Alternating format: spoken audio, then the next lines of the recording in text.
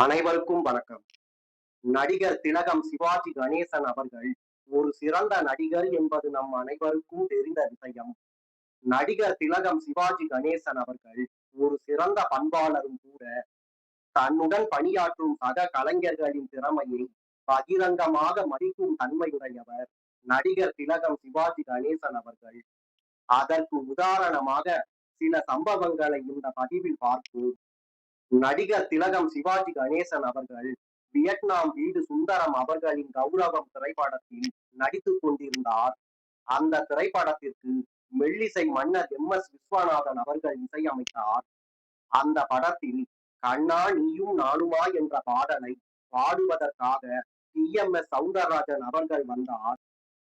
TM. Soundararajan அவர்கள் மெல்லிசை மன்னர் அவர்களிடம் அந்த படத்தின் கதை, அந்த பாடலை பாடப்போகும் கதாபாத்திரத்தின் குணநலன்கள் மற்றும் அந்த கதாபாத்திரத்தின் பாவங்களை கேட்டு அந்த கதாபாத்திரமாகவே தன்னையும் மாற்றிக்கொண்டு கூடு விட்டு கூடு பாய்வது போல அந்த கதாபாத்திரத்தின் உடலில் புகுந்து மிகவும் உணர்ச்சி பூர்வமாக அந்த பாடலை பாடி கொடுத்தார். நடிகர் திலகம் சிவாஜி கணேசன் அவர்கள் அந்த பாடலின் படப்பிடிப்பிற்கு வந்த போது அந்த பாடல் சிவாஜி கணேசன் அவர்களுக்கு போட்டு காண்பிக்கப்பட்டது. பொதுவாக சிவாஜி அவர்கள் ஒரு பாடல் படப்பிடிப்பின் போது அந்த பாடலை ஒரு தடவை அல்லது 2 தடவை கேட்டுவிட்டு நடிக்க வந்து விடுவார்.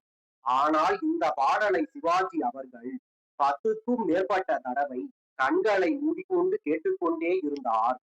வெகு நேரமாக இதை கவனித்த வியட்நாம் வீடு சுந்தரம் அவர்கள் நடிகர் திலகம் சிவாஜி கணேசன் அவர்களிடம் சென்று பணிவோடு கேட்டார், நீங்கள் ஒரு பாடலை ஒரு தடவை அல்லது 2 தடவை கேட்டுவிட்டு நடிக்க வந்து விடுவீர்கள். ஆனால் இந்த பாடலை 10க்கும் மேற்பட்ட தடவை கேட்டுக்கொண்டே இருக்கிறீர்களே என்றார். அதற்கு நடிகர் திலகம் சிவாஜி அவர்கள், சுந்தரம், டி.எம். சௌந்தரராஜன் அவர்கள் இந்த பாடலை மிகவும் உணர்ச்சி பூர்வமாக பாடியுள்ளார். உதாரணமாக இந்த பாடலில் வரும் ஒரு வரியான நீயும் நானுமா என்ற வரியை ஒவ்வொரு தடவை உச்சரிக்கும் போது ஒவ்வொரு பாவத்தில் ஒவ்வொரு அர்த்தத்தில் உச்சரிக்கிறார். இந்த பாடலின் பல்லவியில் ஒரு பாவம் ஆக்ரோஷம், அடுத்து வரும் சரணத்தை இன்னொரு தோணியில் பாடியிருக்கிறார். மற்றும் ஒரு சரணத்தில் இன்னொரு பாவம் இன்னொரு பரிமாணம் என்று அசத்தியுள்ளார். உதாரணமாக இந்த பாடலில் வரும் ஒரு வரியான நீயும் நானுமா என்ற வரியை ஒவ்வொரு முறை உச்சரிக்கும் போது ஒவ்வொரு பாவத்தில் ஒவ்வொரு அர்த்தத்தில் உச்சரிக்கிறார்.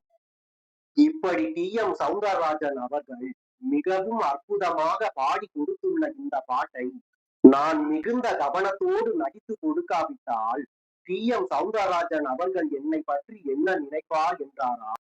மேலும் நடிகர் திலகம் சிவாஜி அவர்கள் நடிக்கும் அந்த படத்தில் அவர் பாடுவதாக உணர்வு பூர்வமான பாடல் ஒன்று இருந்தது. மெல்லிசை மன்னர் எம்.எஸ். விஸ்வநாதன் அவர்கள் மிகவும் வித்தியாசமாக அந்த பாடலுக்கான மெட்டை உருவாக்கினார்.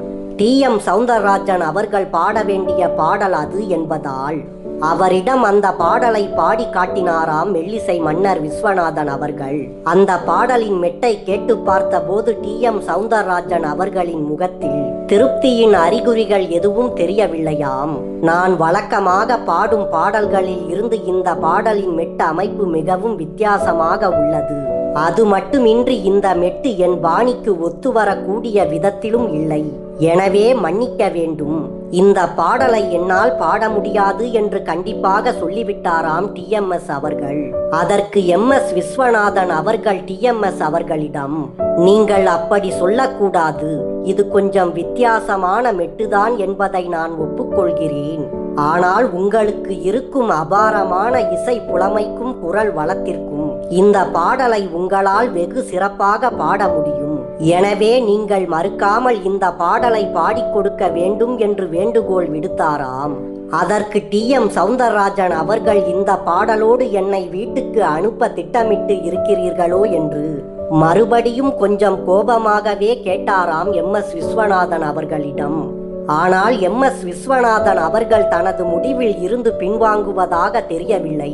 நீங்கள் வேண்டுமானால் பாருங்கள், இந்த பாடலும் உங்கள் பாடல்களில் மற்றொரு தனித்துவம் பெற்ற பாடலாக மிளிரத்தான் போகிறது என்று சொல்லிய எம்.எஸ். விஸ்வநாதன் அவர்கள் டி.எம். சௌந்தரராஜன் அவர்களை சமாதானம் செய்து அந்த பாடலை பாட வைத்தார்.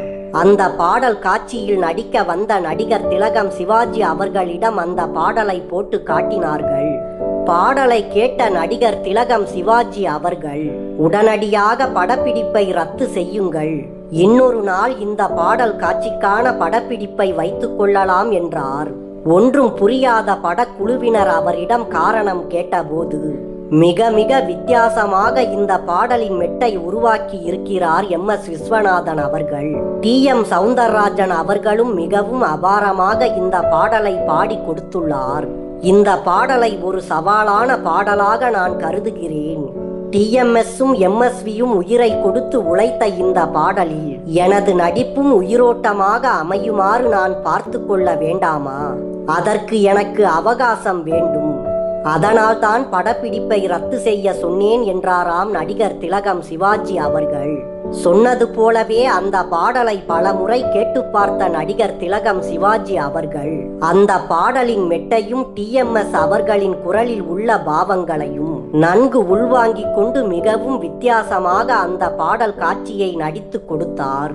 அந்த பாடல் சாந்தி திரைப்படத்தில் இடம்பெற்ற யார் அந்த நிலவு ஏன் இந்த கனவு என்ற பாடலாகும். நடிகர் திலகம் சிவாஜி கணேசன் அவர்களின் ஆழ்ந்த தொழில் ஈடுபாட்டுக்கும் செய்வதை திருந்த செய் என்கிற தொழில் நேர்த்தியை மதிக்கின்ற மாண்புக்கும் இந்த சம்பவம் ஒரு நல்ல எடுத்துக்காட்டாக அமைந்தது.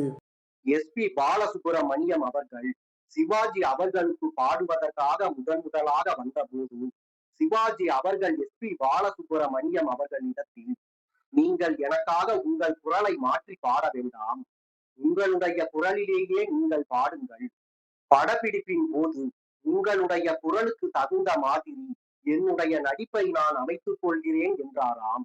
சிவாஜி அவர்கள் சொன்னபடி எஸ்.பி. பாலசுப்ரமணியம் அவர்கள் தனக்கே உரிய இயல்பான நளினமான கொஞ்சம் நந்தவன குரலில் அந்த பாடலை சுதந்திரமாக உணர்வோடு பாடி கொடுத்தாராம்.